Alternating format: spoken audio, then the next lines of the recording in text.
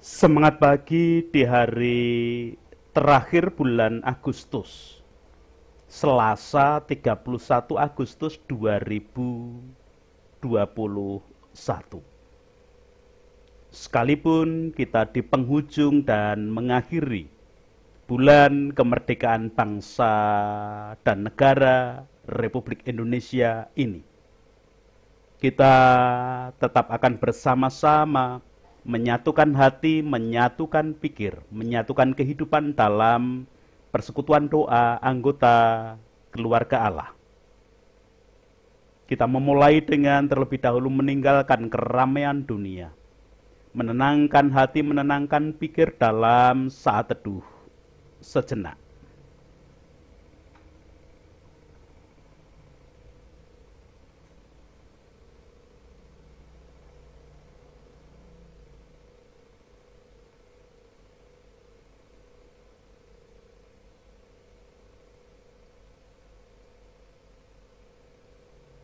Pertolongan kita hanya berasal dari Allah yang telah menciptakan langit, bumi, beserta segala isinya.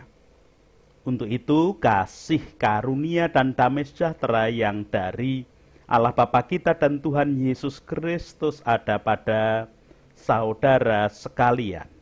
Amin.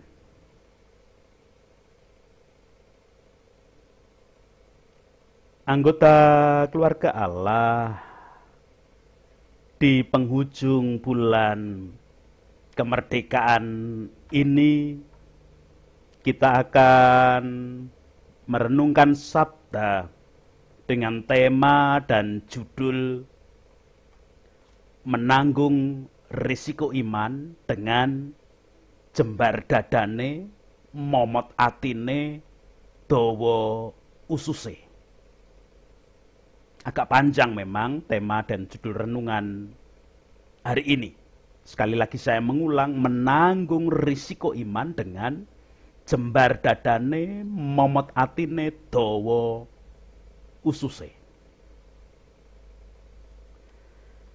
Kamus Besar Bahasa Indonesia memberikan penjelasan perihal risiko sebagai akibat yang kurang menyenangkan, bisa merugikan, bisa membahayakan dari suatu perbuatan atau tindakan. Segala sesuatu yang kita terapkan dalam kehidupan pasti mengandung suatu risiko. Demikian juga dalam kehidupan beriman atau meyakini Tuhan sebagai yang maha kuasa. Sekalipun di dalam keyakinan tersebut dinyatakan bahwa kehendak Tuhanlah yang terbaik, namun tetap ada sesuatu yang tidak menyenangkan terjadi dalam kehidupan. Jika memang demikian, apapun yang terjadi, risiko iman tersebut harus tetap ditanggung. Sebelum kita mempergumulkan perihal bagaimana cara menanggung risiko iman, kita akan terlebih dahulu mencoba menyamakan persepsi dan pemahaman tentang ungkapan-ungkapan Jawa yang digunakan pada judul seperti yang disebutkan di depan tadi. Pada pengajaran bahasa Jawa, ungkapan-ungkapan yang digunakan di dalam judul termasuk atau digolongkan pada tembung entar. Tembung entar adalah dua kata atau lebih yang digabung menjadi satu dan kemudian mengalami perubahan arti dari kata aslinya. Pada bahasa Indonesia semacam kata kiasan, namun terjadi dari dua kata atau lebih. di mana kata-kata kiasan itu tidak boleh diartikan apa adanya. Istilah yang saya gunakan adalah ada makna di balik kata-kata yang digabungkan. Beberapa tembung entar itu antara lain yang pertama, jembar dadane. Jika diartikan secara harfiah adalah luas dadanya. Makna dari tembung entar ini adalah orang yang sangat sabar dan tidak mudah marah. Orang yang demikian sangat mudah memaafkan dan mudah menerima kesalahan orang lain. Namun, bukan berarti ia tidak mau dan tidak bisa menunjukkan kesalahan orang lain sebagai wujud tanggung jawab untuk mengingatkan. Kalaupun menunjukkan kesalahan orang lain sebagai wujud tanggung jawab mengingatkan, orang yang jembar dadane akan melakukannya dengan cara yang baik. Ia akan berusaha untuk tidak menyakiti hati orang yang diingatkan. Tembung entar yang kedua, atine momot. Secara harfiah berarti hati yang memuat. Makna yang terkandung di dalamnya sebenarnya identik dengan tembung entar jembar dadane yang pertama tadi. Yang membedakan adalah kata jembar dadane menggunakan bagian tubuh jasmani yang berada di luar, sedangkan atine momot menggunakan kata hati yang berarti tempat untuk merasakan. Dalam istilah bahasa Indonesia biasanya kita dengar hati seluas samudra. Jika hati diumpamakan seluas samudra, berarti sanggup untuk menampung apapun.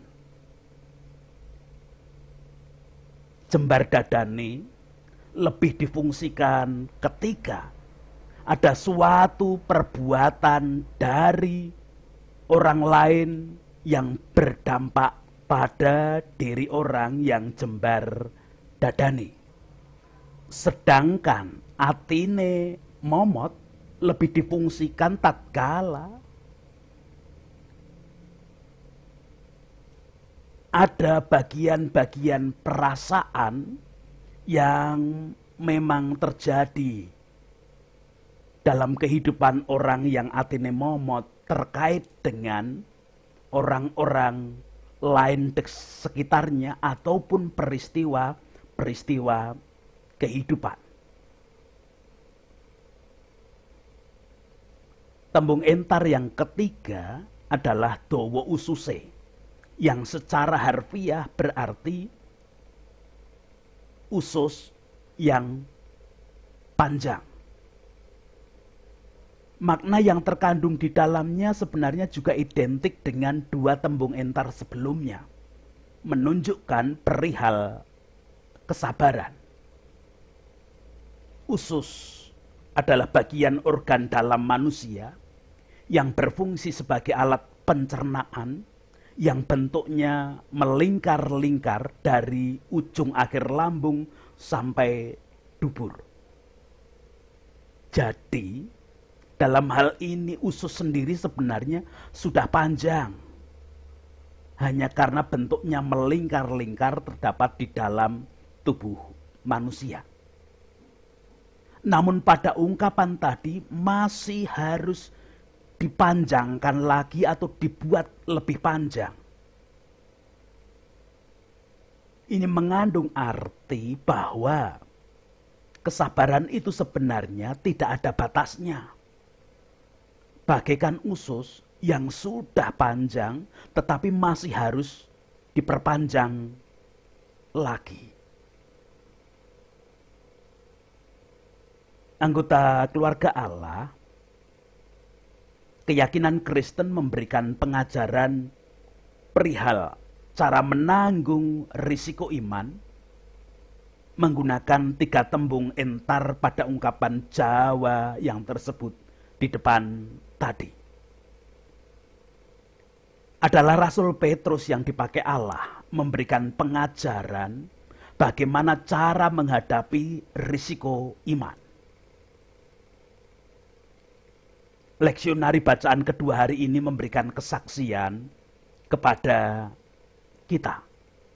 Dan kita akan terlebih dahulu memperhatikan bersama-sama bacaan kedua dari leksionari hari ini. Surat 1 Petrus pasal yang kedua, ayat 19 sampai dengan 25, demikian.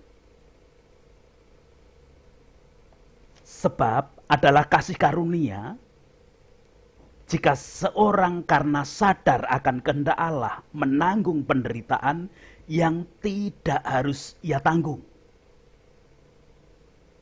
Sebab dapatkah disebut pujian jika kamu menderita pukulan karena kamu berbuat dosa? Tetapi jika kamu berbuat baik dan karena itu kamu harus menderita, maka itu adalah kasih karunia pada Allah. Sebab untuk itulah kamu dipanggil, karena Kristus pun telah menderita untuk kamu dan telah meninggalkan teladan bagimu supaya kamu mengikuti jejaknya. Ia tidak berbuat dosa dan tipu tidak ada di dalam mulutnya. Ketika ia dicaci maki, ia tidak membalas dengan mencaci maki. Ketika ia menderita, ia tidak mengancam, tetapi ia menyerahkannya kepada Dia yang menghakimi dengan adil. Ia sendiri telah memikul dosa kita di dalam tubuhnya di kayu salib, supaya kita yang telah mati terhadap dosa hidup untuk kebenaran. Oleh bilur-bilurnya kamu telah sembuh. Sebab dahulu kamu sesat seperti domba, tetapi sekarang kamu telah kembali kepada gembala dan pemelihara jiwamu. Demikian surat 1 Petrus 2 ayat 19 sampai 25.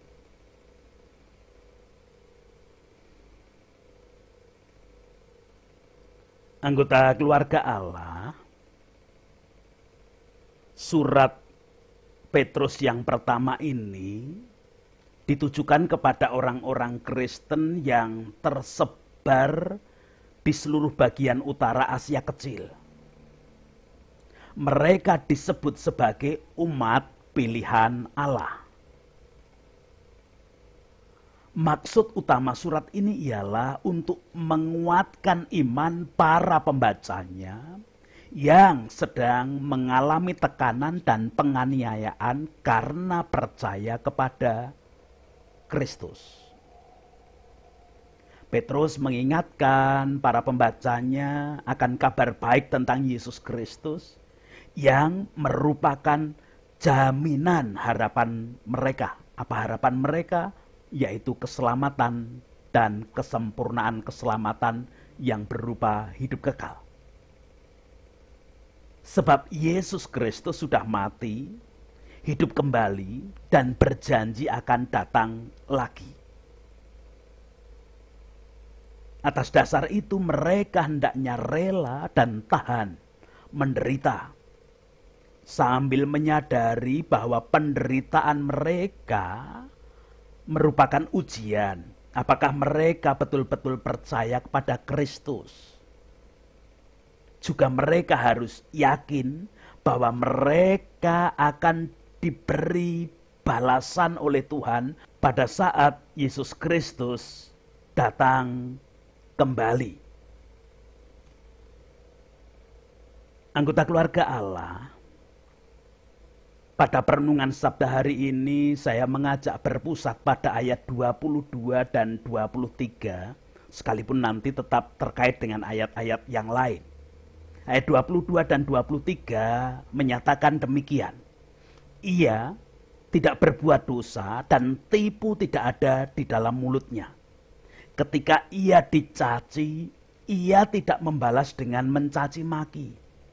Ketika ia menderita, ia tidak mengancam, tetapi ia menyerahkannya kepada Dia yang menghakimi dengan adil. Yang dimaksud dengan kata ia, tentunya Tuhan Yesus Kristus sendiri. Dalam hal ini Rasul Petrus mengajak semua pembaca suratnya untuk memperhatikan Yesus Kristus sebagai guru sekaligus juru selamat. Sebagai juru selamat, sudah pasti memang Yesus adalah sang penyelamat yang tidak lagi diragukan oleh para pengikutnya. Yesus adalah juru selamat yang diterima dan diyakini oleh orang percaya. Termasuk kita, anggota keluarga Allah. Sebagai guru, Yesus tidak hanya sekedar mengajar tanpa teladan hidup. Seperti jarwo dosok guru dalam ungkapan Jawa yang berarti digugu lan ditiru.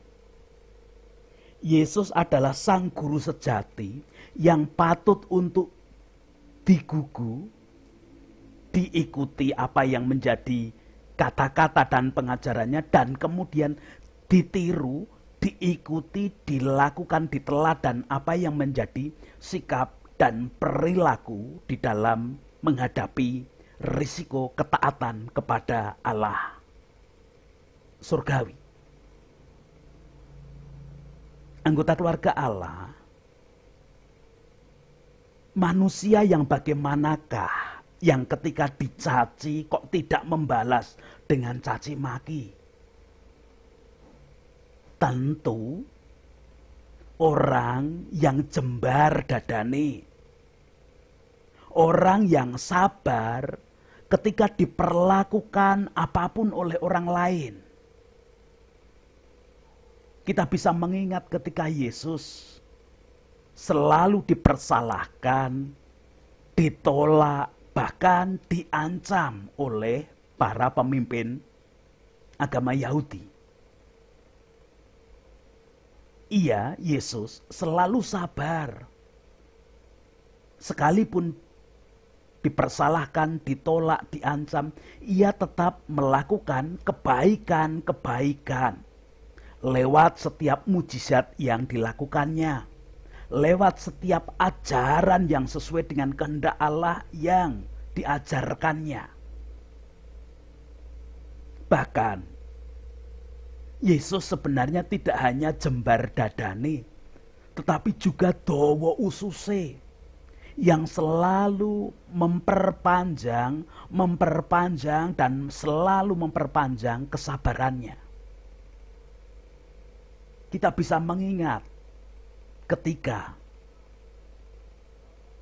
para pemimpin agama Yahudi berusaha untuk menangkapnya. Saat di Taman Getsemani, Petrus menetak atau memotong atau memanggal telinga Malkus, salah satu seorang hamba imam besar, saat hendak menangkap Yesus. Apa yang dilakukan Yesus? Justru Yesus memerintahkan kepada Petrus untuk menyarungkan pedangnya dan kemudian memulihkan, menempelkan kembali telinga Malkus yang telah putus menjadi tersambung kembali.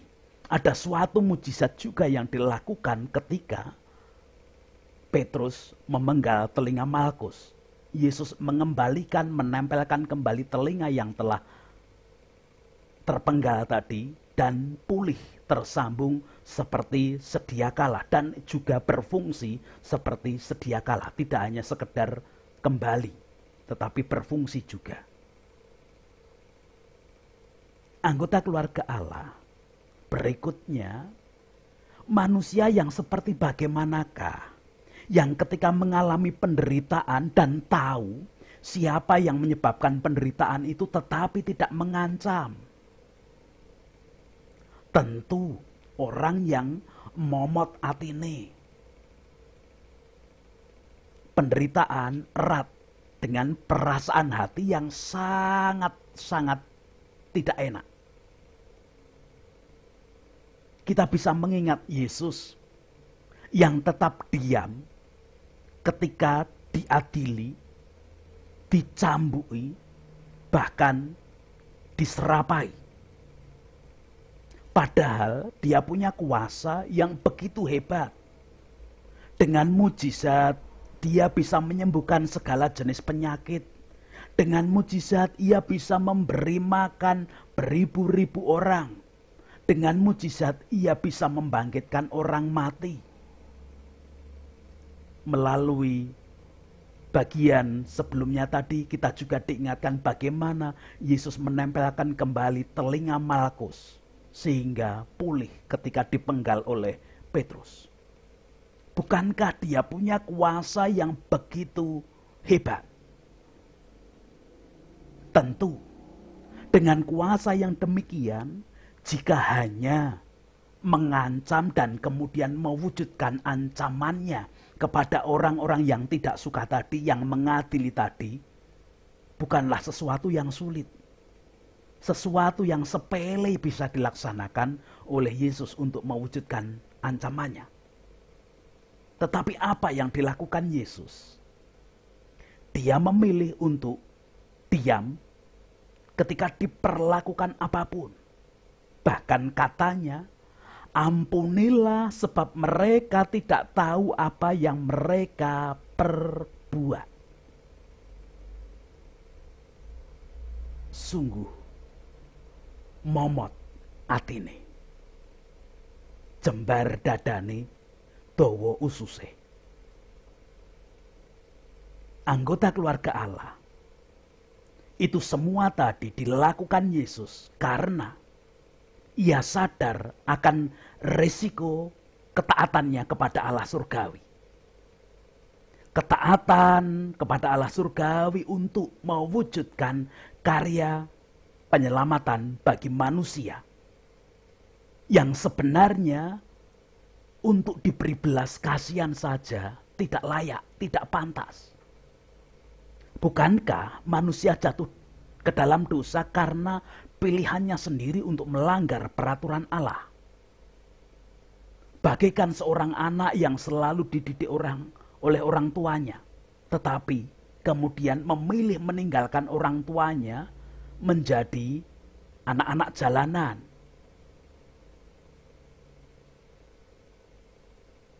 Ketaatan yang dilakukan Yesus dilakukan berdasarkan kasih Allah yang tidak pernah menuntut balas. Ayat 24 memberikan kesaksian kepada kita, ia sendiri telah memikul dosa kita di dalam tubuhnya di kayu salib, supaya kita yang telah mati terhadap dosa hidup untuk kebenaran. Oleh bilur-bilurnya kamu telah sembuh. Dilanjutkan ayat 25, sebab dahulu kamu sesat seperti domba, tetapi sekarang kamu telah kembali kepada gembala dan pemelihara jiwamu. Anggota keluarga Allah, resiko iman kita sebagai anggota keluarga Allah, resiko iman kita sebagai orang percaya, resiko iman kita sebagai umat pilihan Allah, sebenarnya jauh lebih ringan dibanding risiko ketaatan Yesus kepada Allah surgawi. sebagai orang yang sedang membuka jalan, atau istilah Jawa babat alas. Yesus yang membuka jalan, Yesus yang memulai membuatkan jalan. Orang percaya tinggal melalui jalan yang sudah dibuka dan dibuat oleh Yesus tersebut. Maka Rasul Petrus menyatakan di dalam ayat 19, sebab adalah kasih karunia jika seorang karena sadar akan kehendak Allah menanggung penderitaan yang tidak harus ia tanggung. Maka tidak selayaknya bila sebagai anggota keluarga Allah, sebagai umat pilihan Allah, sebagai orang percaya, kita menjalani kehidupan di luar jalur yang sudah diberikan Yesus. Yesus sudah membukakan jalan bagi kita menuju kesempurnaan keselamatan itu. Apa jalan Yesus itu? Jalan yang dijalani Yesus adalah jembar dadane, momot atine, dawa ususe. Itulah jalan yang dibuka oleh Yesus.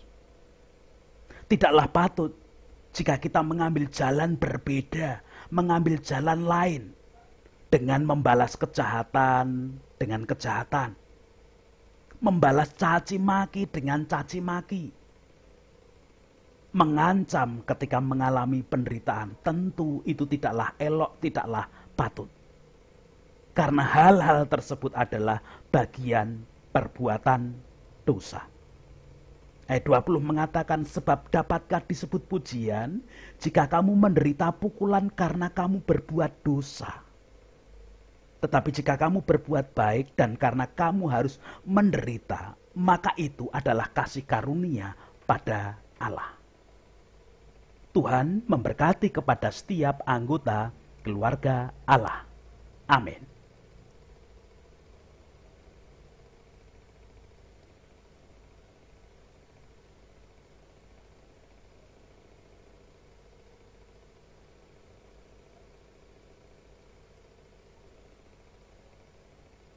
Menanggapi sabda hari ini dengan menghadap Tuhan di dalam doa syukur dan doa syafaat sebagai wujud penyerahan hidup kita, saya hantarkan. Puji, hormat, dan syukur kemuliaan hanya bagi Allah yang hari ini mengingatkan kami melalui Rasul Petrus di dalam suratnya. Yesus sudah membukakan jalan baik bagi kami untuk menggapai kesempurnaan keselamatan. Yesus sudah memberikan teladan kepada kami bagaimana menanggung risiko-risiko iman, risiko-risiko kehidupan yang baik untuk menggapai keselamatan sempurna yang akan diberikan kelak ketika ia datang kedua kali. Jembar dadane, momot atine, dawa ususe. Bukan hanya sesuatu yang bisa kami pelajari, kami ingat, kami rasakan, tetapi kami teladani, kami wujudkan ketika kami menjadi umat pilihan Allah. Puji, hormat, dan syukur kemuliaan hanya bagi nama Allah dan menyerahkan hidup apapun yang kami lakukan, kami jalani hari ini. Kasih kuasa-Mu nyata bagi kami. Bahkan tatkala kami mengalami kelemahan ragawi, Engkau pun tetap menopang kami dengan mewujudkan hidup. Jembar dadane, dawa ususe, momot atine. Demikian juga anak-anak kami yang kami ajak untuk selalu belajar merasakan kasih Allah. Tetap berdoa untuk para pemimpin, wakil rakyat, tokoh masyarakat, tokoh agama, semua komponen bangsa dan negara ini. Bangunan kerukunan tetap kami aturkan ke dalam tangan kasih kuasa-Mu. Itu doa-doa kami, penyerahan hidup kami dan syukur kami. Semua kami pinta, kami aturkan di dalam Tuhan Yesus Kristus, sekaligus memohon ampun atas kelemahan ragawi kami, dosa dan cacat kami, memohonkan ampun semua komponen bangsa dan negara ini. Di dalam Kristus kami berdoa. Amin. Sekarang bersama-sama melanjutkan kehidupan, mewujudkan kehidupan dengan menanggung risiko iman, risiko kehidupan.